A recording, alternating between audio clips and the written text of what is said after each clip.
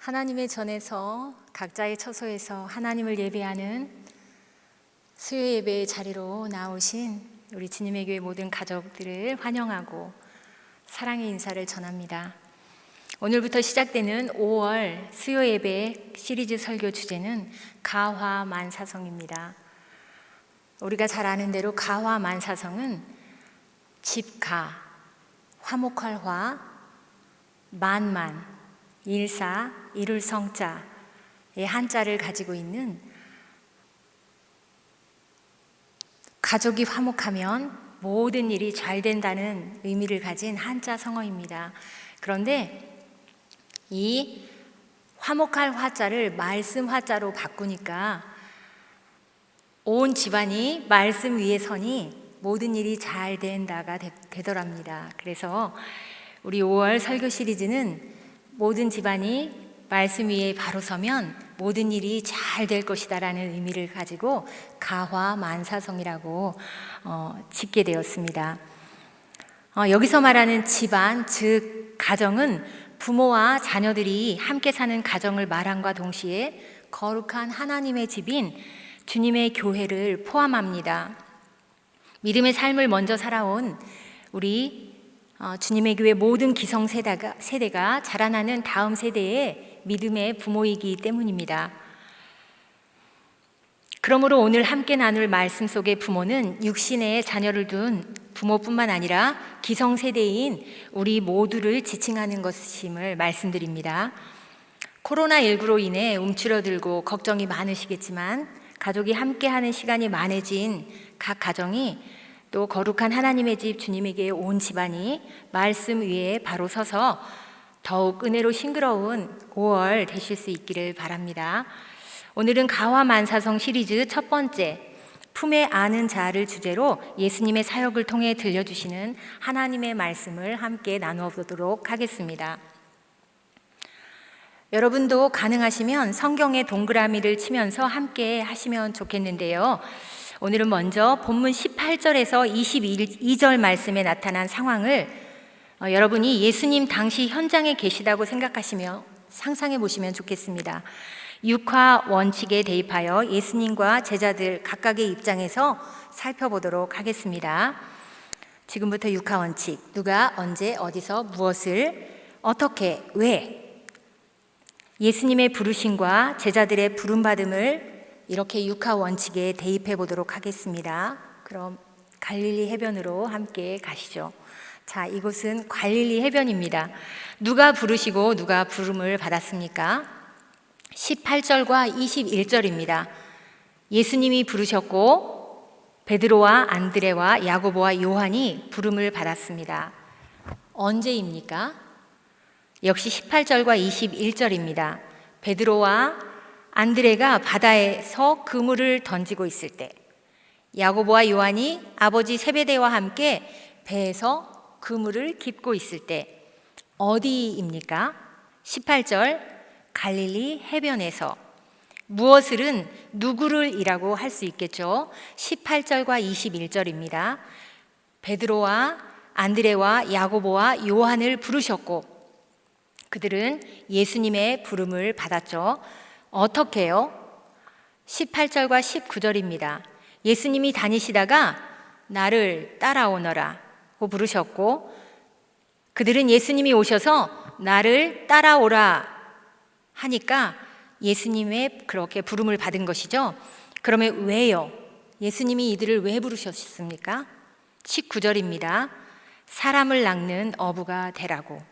네, 본문을 자세히 살펴보니까 예수님이 제자들을 부르신 이유가 사람을 낚는 어부가 되게 하기 위해서라고 합니다. 사람을 낚는다는 의미가 무엇이라고 생각하십니까? 그것은 죄 가운데 있는 사람들을 하나님과 이어주는 것을 말합니다. 예수 그리스도가 이것 때문에 이 땅에 오셨거든요. 죄로 하나님과 멀어진 이 땅의 사람들을 구속하기 위하여 자신을 십자가의 죽음에 내어주셨다가 3일 만에 부활하심으로 구원을 이루시고 이 복된 소식을 받아들임으로 말미암아 구속의 은총으로 사람들을 하나님과 이어주기 위해서 오셨죠. 예수님은 하나님께 갈 수 있는 유일한 길인 그리스도이신 자신을 믿으면 구원을 얻게 되는 복음을 전하라고, 사람들을 하나님과 이어주는 사람이 되라고 제자들을 부르시고 계신 것입니다. 그런데 이 부르심은 우리 모두에게도 동일하게 있는 부르심입니다. 그렇다면 이 부르심은 믿음의 부모인 우리들에게 무엇을 요구하고 계실까요? 나의 자녀, 우리의 다음 세대를 예수님과 이어주는 하나님의 자녀로 잘 양육하라고 부르신 것입니다. 그런데 여러분, 예수님이 제자들을 부르시는 방식을 한번 보십시오. 예수님은 제자들을 부르실 때 선생의 자리에 가만히 앉아서 부르시지 않았습니다. 제자들의 삶의 자리로 직접 내려가셔서 부르셨습니다. 그리고 예수님 자신의 삶을 통해 제자들에게 사람을 낚는 어부가 되도록 가르치셨습니다. 오늘 예수님께서 보여주시는 사역의 모범은 부모된 우리가 자녀들을 만나야 하는 자리가 어디인지, 그들에게 주어야 할 것이 무엇인지 깨닫게 하십니다. 나의 경험과 지식이 고정된 부모의 자리가 아닌 자녀의 삶의 자리로 찾아가서 자녀의 눈높이로 소통해야 한다고 말씀하고 계십니다. 그리고 하나님의 말씀을 살아내는 우리의 삶의 모습을 통해 자녀와 예수님을 이어줄 수 있어야 함을 보여주고 계십니다. 자녀의 삶으로 들어가서 믿음의 삶의 모습을 통해 자녀와 예수님을 이어주는, 자녀를 낚는 어부가 되는 것, 이것이 크리스천 부모의 정체성입니다. 이러한 바른 정체성을 삶으로 실천하는 것이 바로 크리스천 부모의 사명인 것입니다. 사명은 맡겨진 임무를 말합니다. 어떻게 이 임무를 잘 감당할 수 있을까요? 예수님의 부르심에 응답하는 제자들을 한번 보십시오. 20절과 22절에 그들은 그 모든 것을 버려두고 예수님을 따랐습니다. 그동안 자신에게 중요했던 것, 당연한 삶의 방식이었던 이전 것을 다 내려놓고 예수님의 방식을 쫓아 살아가기로 결단한 것입니다. 그것도 즉각적으로 말이죠. 세속적인 가치관, 나의 방식이 아닌 예수님의 방식을 쫓아 자녀를 양육해야 합니다. 이것이 믿음의 부모로 부름받은 우리에게 요청하신 거룩한 부르심입니다. 과거 자녀들은 부모의 절대적인 영향력 안에 있었습니다. 그러나 지금은 우리 자녀들에게 영향력을 주는 것이 너무나 많은 시대가 되었습니다. 우리 자녀들에게 절대적이고 올바른 가치관을 심어주기엔 자녀들의 영향력권에 있는 부모의 자리가 많이 협소합니다. 또래 친구들과 인터넷, 대중문화에게 뺏긴 영향력을 다시 찾아와야만 합니다. 그럼 말씀을 통하여 그 길을 함께 찾아가 보도록 할까요? 본문 23절 말씀을 함께 읽어보겠습니다. 이번에도 예수님 당시의 상황을 충분히 상상하시면서 말씀을 자세히 살피는 마음으로 읽도록 하겠습니다. 시작. 예수께서 온 갈릴리에 두루 다니사 그들의 회당에서 가르치시며 천국 복음을 전파하시며 백성 중에 모든 병과 모든 약한 것을 고치시니. 아멘. 자, 아까 앞절에서 하셨던 것처럼 예수님의 대표적인 사역을 나타내는 동사 세 가지를 찾아서 동그라미를 쳐보시겠습니까? 쳐보시겠습니다. 무엇이겠습니까? 그들의 회당에서 어떻게 하셨죠? 가르치시며, 또 천국 복음을 전파하시며, 모든 병과 모든 약한 것을 어떻게 하셨나요? 고치시니. 인류를 구원하시기 위해 이 땅에 오신 예수님이 공생애를 통해 감당하신 사역은 크게 세 가지 측면으로 나누어 가르치고 전파하고 고치신 것입니다. 예수님은 각종 병에 걸린 수많은 병자와 약한 자들을 고쳐주심으로 자신이 가르치시고 선포하신 말씀을 믿을 수 있는 것으로 증명하셨습니다. 이것이 중요합니다. 내가 가르치고 이야기하는 것이 삶으로 실천되어야 그것이 사실로 받아들여지고 생명력이 있는 것입니다. 이로 인해 많은 사람들이 예수님을 믿고 변화를 받게 되었습니다. 가르치고 전파하고 고치신 예수님의 세 가지 측면의 이 사역이 부모에게도 주어졌습니다. 첫 번째로 주어진 그 사명은 가르치는 사명입니다. 그렇다면 자녀에게 무엇을 가르쳐야 되겠습니까? 디모데후서 3장 16절로 17절 말씀을 함께 읽어보겠습니다. 시작. 모든 성경은 하나님의 감동으로 된 것으로 교훈과 책망과 바르게 함과 의로 교육하기에 유익하니 이는 하나님의 사람으로 온전하게 하며 모든 선한 일을 행할 능력을 갖추게 하려 함이라. 아멘. 하나님의 백성으로 마땅히 가르쳐야 할 것은 하나님의 말씀, 바로 성경입니다. 잠언 1장 7절은 여호와를 경외하는 것이 지식의 근본이라고 말씀하십니다. 우리 자녀들이 하나님의 말씀에 기반 위에 세상의 지식을 쌓아갈 때 이 세상을 변화시킬 수 있는 그러한 하나님 나라의 일꾼으로 자라게 될 것입니다. 하나님의 말씀 없이 세상의 지식만 쌓은 사람은 아무리 도덕적이라 할지라도 진리를 분별하지 못하고 길을 잃게 될 것입니다. 하나님을 아는 지식 없이 진리를 살아낼 수도 없습니다. 그렇기 때문에 부모된 우리는 언제 어디서나 자녀에게 하나님의 말씀을 우선적으로 가르쳐야 합니다. 여러분, 비전은 자신이 누구이고 무엇을 향해 가고 있으며 왜 사느냐를 결정하는 것입니다. 크리스천 부모로 부름받은 우리들에게 주신 가장 중요한 삶의 비전은 자녀들을 하나님 나라의 백성으로 잘 양육하는 것, 그들로 하나님의 말씀을 삶으로 살아내므로 세상에 빛이 되고 복의 근원자가 되도록 하는 것입니다. 우리가 자녀를 낳는 어부로서 예수님의 방법들을 준수하지 않고 그 양육의 사명 때문에 받게 되는 고통을 감내하기를 거부한다면 결단코 일어날 수 없는 일이죠. 그러나 이 일이 만만치 않은 일인 것은 사실입니다. 시시때때로 우리를 고통스럽게 하고 가끔은 속으로부터, 아주 깊은 속으로부터 분노를 일으키는 그런 일들도 아주 종종 만나게 되지요. 그렇기 때문에 우리의 즉각적인 결단과 더불어 준비되지 못하고 연약한 자신을 하나님 앞에 솔직하게 내려놓고 날마다 도움을 구해야 하는 것입니다. 자녀를 양육하는 길은 결단하고 그렇지만 또 좌절감을 맛보고 실패하고, 그렇기 때문에 또 그 상한 마음을 끌어안고 하나님 앞에 엎드려지고, 그런 일들의 연속되는 여정이라고 할 수 있습니다. 우리 힘만으로는 결단코 할 수 없습니다. 그 이유는 우리 자녀가 하나님의 것이기 때문입니다. 자녀를 양육하고 다음 세대를 세우는 일이 하나님과 동역해야 되는 일이라는 것입니다. 하나님의 말씀을 통해 자녀 양육의 길을 찾으시기 바랍니다. 부모된 우리가 먼저 하나님의 말씀으로 새로워져야 합니다. 하나님께서 부모된 우리를 인도하실 뿐만 아니라 우리 자녀들을 도우실 것입니다. 자녀들에게 하나님께서 직접 말씀하실 수 있도록 부지런히 하나님의 말씀을 가르치십시오. 하나님께서 우리 자녀들이 세상에 대하여 전혀 새로운 전망을 갖게 하심으로 그 비전을 이루어갈 수 있도록 변화시켜 가실 것입니다.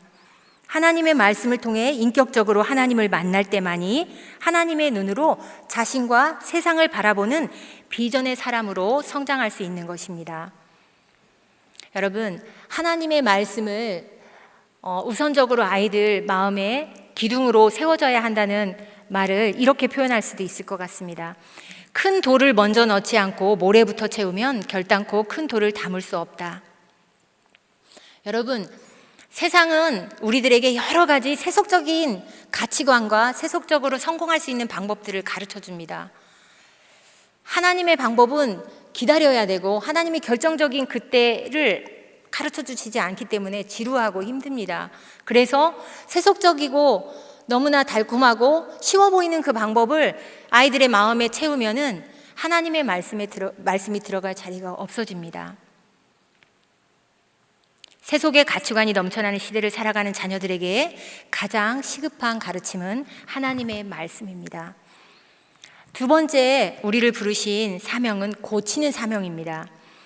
부모의 사명 중 고치기는 먹이고 입히는 것뿐만 아니라 성품과 전인격적인 성장 전체를 포함하는 총체적인 양육 사명을 말합니다. 누가복음 2장 52절을 함께 읽어보겠습니다. 시작. 예수는 지혜와 키가 자라가며 하나님과 사람에게 더욱 사랑스러워 가시더라. 아멘. 예수님이 전인격적으로 균형 있게 정말 좋은 성품으로 성장하셨다는 것을 보여주는 말씀입니다. 성품은 삶의 태도와 습관, 인격을 반영합니다. 이러한 성품에 관해 갈라디아서를 통해 자세히 말씀해주고 계십니다. 갈라디아서 5장 22절로 24절 말씀, 너무나 잘 아는 말씀이죠. 함께 읽어보겠습니다. 오직 성령의 열매는 사랑과 희락과 화평과 오래 참음과 자비와 양선과 충성과 온유와 절제니 이 같은 것을 금지할 법이 없느니라. 그리스도 예수의 사람들은 육체와 함께 그 정욕과 탐심을 십자가에 못 박았느니라. 아멘. 성경이 말씀하시는 하나님이 기뻐하실 성품입니다. 성령의 9가지 열매, 사랑과 희락과 화평과 자비와 양선과 오래 참음, 충성과 온유와 절제. 이 9가지의 성령의 열매는 예수의 사람들이 가져야 할 성품인 것입니다. 이러한 성품 교육이야말로 지식적인 가르침으로 변화될 수 없는 영역입니다. 그 정욕과 탐심을 육체와 함께 십자가에 못 박은 부모의 변화된 삶으로서만, 그리고 그들이 삶으로 실현해내는 언행 심사를 통해서만 전수될 수 있는 것입니다. 그런데 자녀들에게 늘 한결같이 오래 참음과 절제를 발휘하기가 쉬운 일이 아닙니다. 제가 가르치고 있는 미취학 부서의 아이들은 덜하겠지만 유소년숙과 청소년, 청년기의 아이들은 저마다 사회생활을 하면서 스트레스가 이만저만이 아닙니다. 매일매일 새롭게 알아야 되는 것들과 친한 친구마저 경쟁의 상대가 되어야 하는 교육의 구조 안에서 우리 자녀들은 건강한 자화상을 갖기가 쉽지 않습니다. 늘 긴장되어 있는 우리 아이들은 절제하고 있던 감정을 분출할 수 있는 곳이 없다 보니 종종 부모님과 다툼을 일으키게 되는 것이죠. 부모의 입장에서도 이런 자녀의 태도가 당황스럽기는 마찬가지입니다. 결코 짧지 않은 양육의 과정 가운데 오래 참음과 감정의 절제가 바닥이 날 때면 참을 수 없는 분노가 폭발적으로 분출되기도 합니다. 스스로 자기를 지킬 수 없어서 정말 내가 이래도 될까 하는 때가 있습니다. 그래서 자녀 양육을 산을 넘고 계곡을 지났더니 벼랑이 나오더라는 말로 표현하기도 합니다.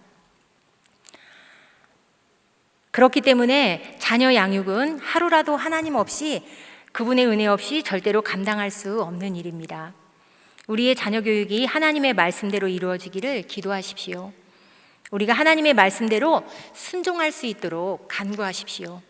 시편 91편 11절을 통해 주시는 위로의 말씀에 귀를 기울여 보십시오. 함께 읽겠습니다. 그가 너를 위하여 그의 천사들을 명령하사 내 모든 길에서 너를 지키게 하심이라. 성령님께서 걱정과 근심과 분노를 품고 있는 마음을 비워주시고 비로소 자녀들을 품을 수 있는 자리를 마련해 주실 것입니다. 부모는 자녀를 품에 안은 자입니다. 품에 안고 있다는 말에는 사랑이 전제되어 있습니다. 크리스찬 부모의 자녀 사랑은 하나님의 일하심을 믿고 기다려주는 것입니다. 잠언 16장 3절을 통해 하나님께서 가르쳐 주시는 방법을 들어보십시오. 함께 읽겠습니다. 너의 행사를 여호와께 맡기라. 내가 경영하는 것을 이루어지리라. 우리가 그 변화들을 위해 지속적으로 애쓴다면 하나님께서 말씀하신 일들, 예수님께서 하신 일들이 우리 삶에 그대로 일어날 줄 믿습니다. 우리 자녀들의 됨됨이가 하나님의 뜻대로 변화되어 가는 과정을 여러분의 눈으로 직접 목도하게 될 것입니다. 있는 힘을 다해 자녀를 품에 안고 있는 우리를 더 크게 품에 안고 계시는 하나님이 하실 것입니다. 세 번째로 우리 부모된 자들에게 주신 사명은 전파하는 사명입니다. 전파하는 사명은 부모 자식 간의 관계뿐만 아니라 믿음의 대를 이어가는 신앙의 가문 만들기를 포함합니다. 또한 가족 공동체뿐만 아니라 교회 공동체 안에 기독교적인 부모 공동체의 활성화, 대사회적인 공감대 형성 등을 포함할 수 있습니다. 우리 교회의 핵심 가치가 무엇입니까? 가정이 신앙의 주체입니다. 하나님의 백성으로 살아가는 신앙교육의 주체가 바로 가정이라는 말입니다. 이 말은 가정이, 즉 부모에게 자녀의 신앙 교육에 책임이 있다는 말로 들립니다. 맞습니다. 그러나 그것이 전부는 아닙니다. 부모 자신의 신앙을 지켜야 하는 책임이 먼저입니다.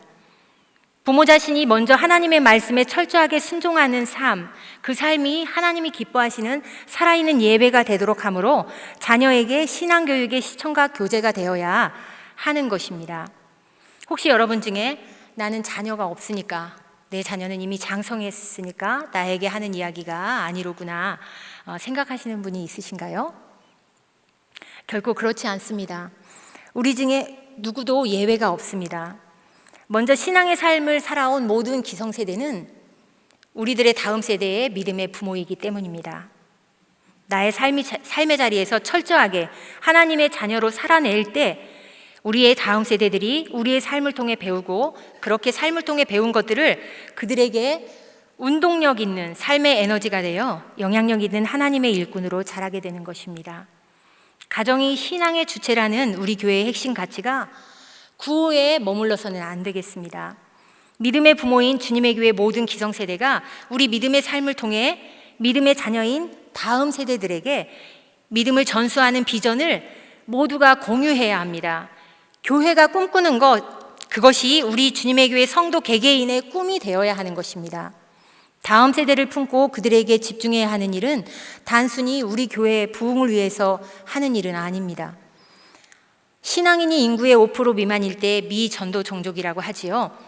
우리와 같은 대한민국 땅에서 신앙생활을 하고 있는 한국교회의 많은 교회들이 그 지역 안에서 이미 다음 세대에게는 미전도 종족이 되었습니다. 교회 학교가 없는 교회가 한국교회 전체의 50%가 넘어가고 있습니다. 우리가 다음 세대를 품고 집중하는 일은 선택이 아니고 필수가 된 지 오래입니다. 믿음의 자녀 없이 우리 교회뿐만 아니라 한국 교회의 미래도 없습니다.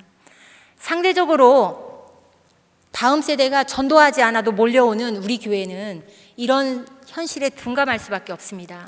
그렇지만 여러분, 우리 교회와 같은 대형 교회가 이 사실을 직시하고 발빠르게 움직이며 정말 이 애끓는 심정을 가지고 하나님께 갈구하며 우리의 삶으로 이 다음 세대들을 양육해야 되는 정말 우선적인 사명이 있다고 생각합니다. 여러분 모두에게 이러한 비전이 정말 공유되기를 원합니다. 이제 다음 세대를 품에 안고 양육해야 하는 일은 모든 크리스천들이 지체할 수 없는 최우선적인 사명이 된 것입니다.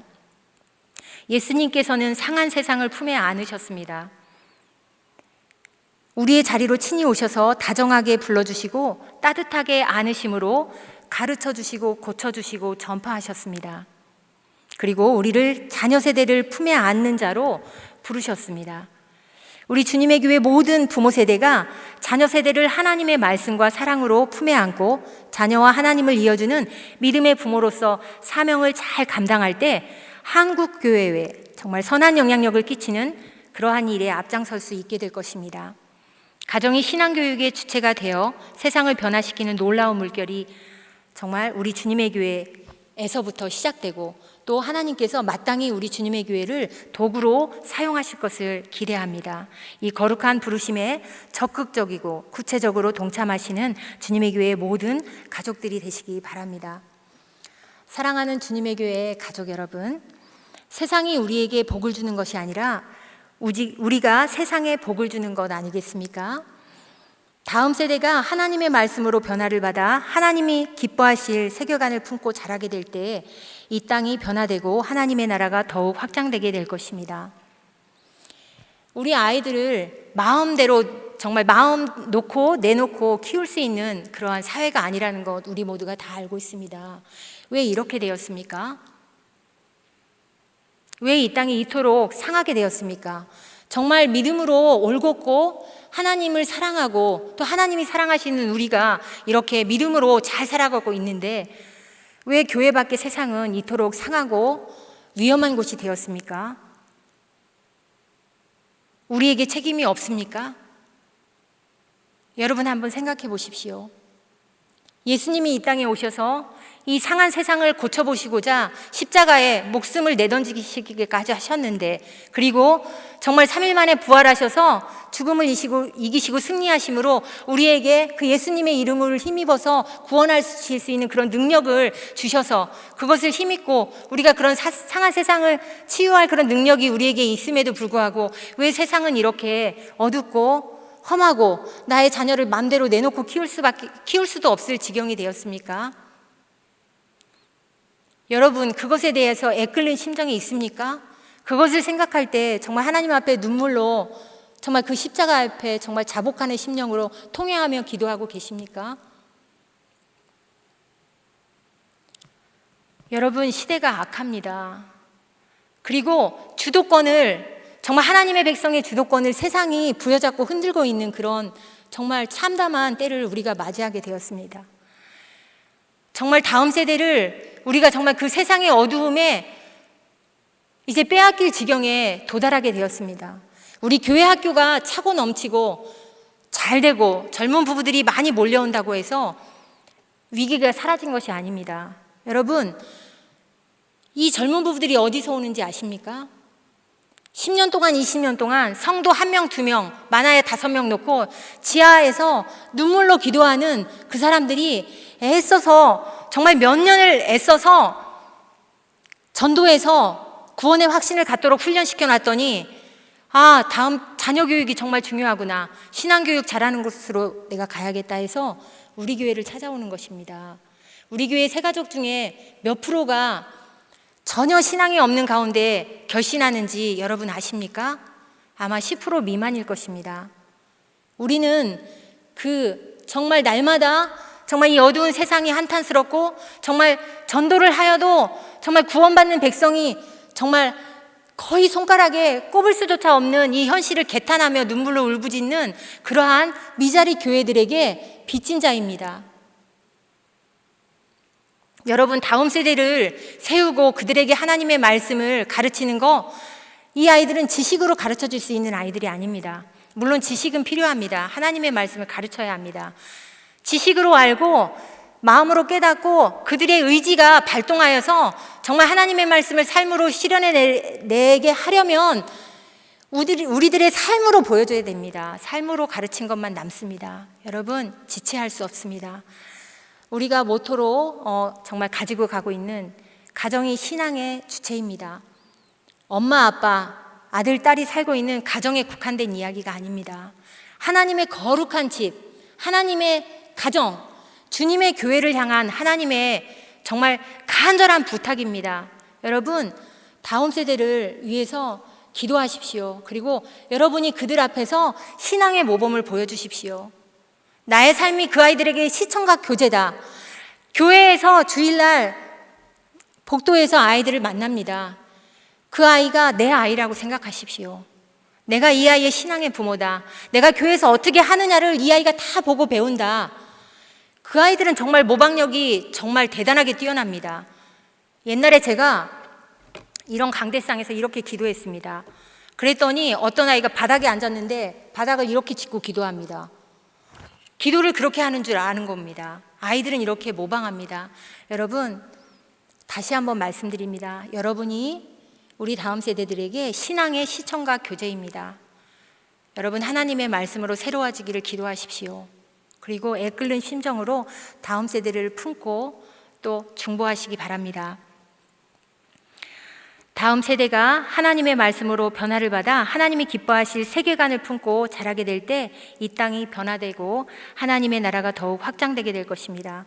거룩하게 변화된 우리 자녀들, 그 아이들 때문에 어두운 세상에 정말 빛이 가득 차고, 그리고 그 세상이 그 아이들 때문에 복을 받게 될 것입니다. 구원받게 될 것입니다.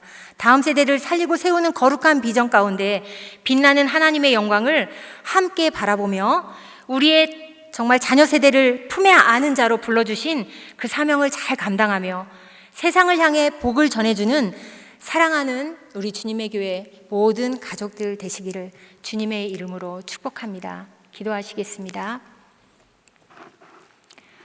우리의 참 부모이신 사랑하는 하나님 아버지, 언제나 우리를 사랑으로 품에 안아주시고 우리도 자녀들에게 그리하라 말씀하시는 하나님의 말씀을 듣습니다. 인생들의 삶의 자리로 직접 내려오셔서 가르치고 고치시고 전파하신 예수님처럼 부모된 우리들도 자녀의 삶의 자리로 다가가서 품에 안고 하나님의 말씀으로 가르치고 고치고 믿음을 계승할 수 있도록 힘과 은혜를 부어주옵소서. 우리 각자가 변화된 삶을 살아내므로 가정과 교회가 변화되고 우리의 자녀들이 하나님이 기뻐하시는 하나님 나라의 일꾼들로 자라갈 수 있도록 성령님 함께하여 주옵소서. 우리 주님의 교회를 이 시대를 깨우고 고치시는 하나님의 놀라운 도구로 사용하여 주옵소서. 오늘도 품어주시고 은혜로 함께하시는 예수님의 이름으로 기도하옵나이다. 아멘.